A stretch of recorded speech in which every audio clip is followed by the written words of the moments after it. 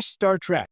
Section 31's disappointment is secretly great for the upcoming prequel movie. When Star Trek Section 31 was first announced, it sounded like a bold new chapter for the franchise, a story that would finally dive deep into Starfleet's most secretive, morally ambiguous organization. With Michelle Yeoh's Philippa Georgiou at the helm and the prestige of an Oscar winner leading a darker, espionage-infused take on Star Trek, expectations skyrocketed.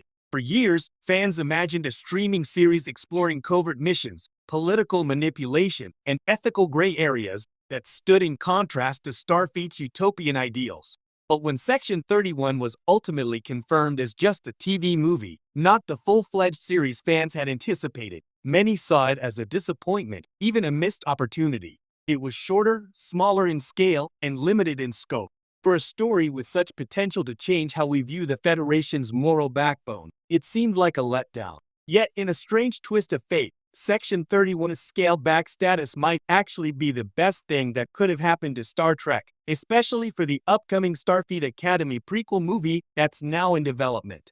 The disappointment of Section 31 could secretly be the key to setting up a stronger, more focused cinematic future for Star Trek.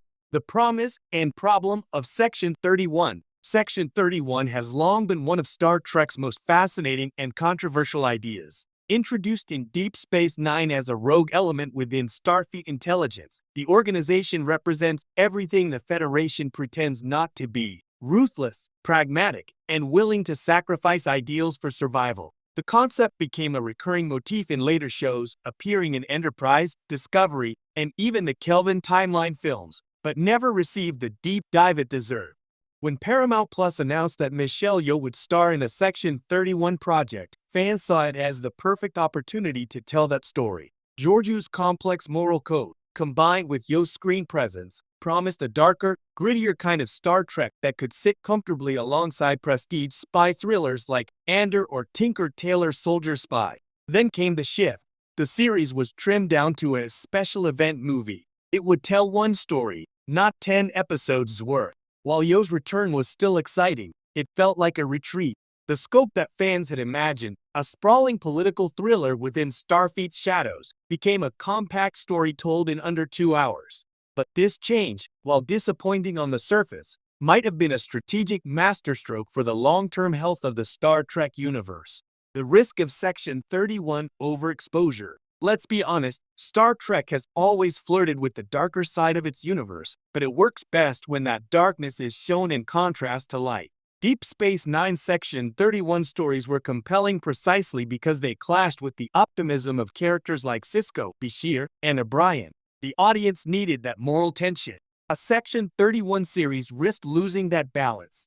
A show that only focused on spies and secret agents might have turned Star Trek into something unrecognizable, a sci-fi mission, Impossible or Jason Bourne in space. While that might sound appealing to some, it could have fractured Trek's tone and alienated audiences looking for its signature moral core. By keeping Section 31 as a movie instead of a series, Paramount avoided that risk. It allows the story to explore darkness without letting it dominate the franchise's identity. Georgiou can have her morally complex mission, and we can still return to a world where Starfleet's optimism endures. Even better, this smaller scope clears the stage for the Starfleet Academy prequel movie, which promises to recapture the spirit of classic Star Trek exploration and idealism. How Section 31 paved the way for Starfleet Academy. The upcoming Starfleet Academy movie, a prequel set decades before Discovery, is designed to introduce a new generation of characters, cadets learning the principles that will shape the Federation's future. It's meant to inspire, not brood. And in a very real sense, Section 31's decision to go small gives Academy room to shine bright.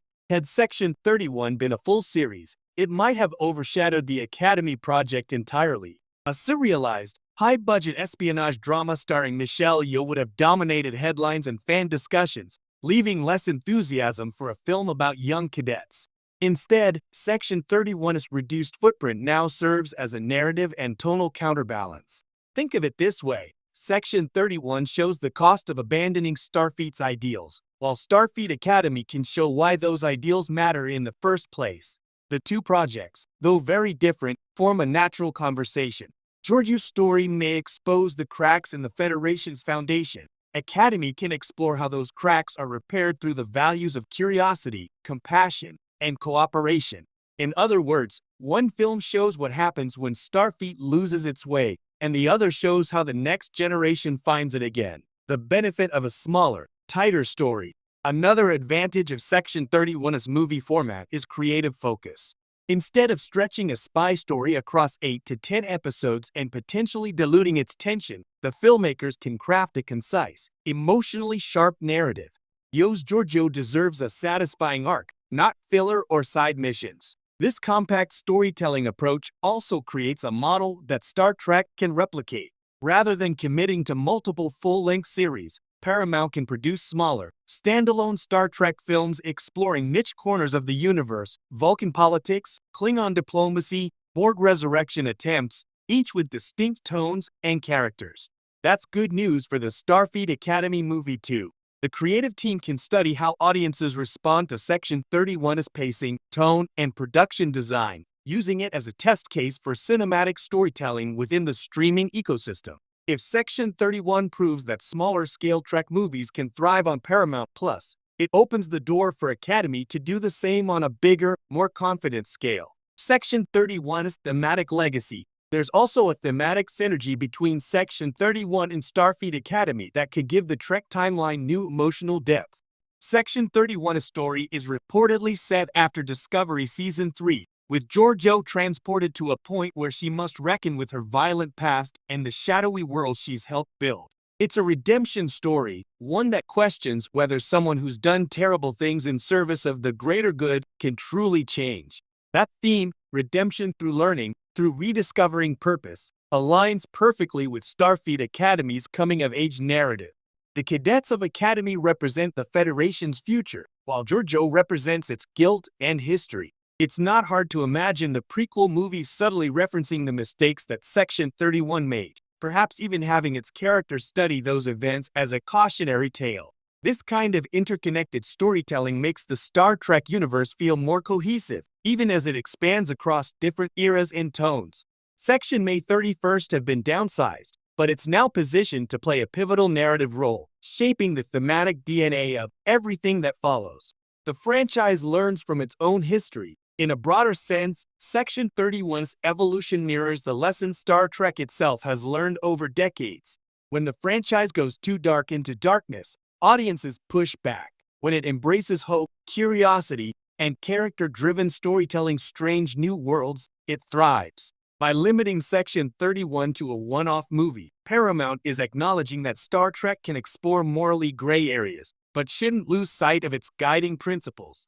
It's an act of creative course correction, not failure. And for Starfleet Academy, this creates a golden opportunity. The prequel can fully embrace the light. It can return to the energy of